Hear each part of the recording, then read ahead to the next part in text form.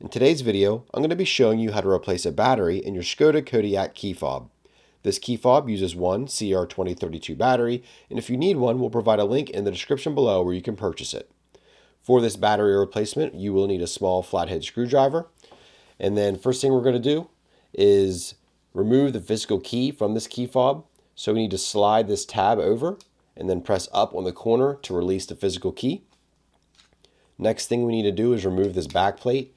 To do that, we're going to put the physical key back in the key fob partially, and then we're going to press up to open up this back plate, and then take your fingers and you can just pry it apart, showing our 2032 battery.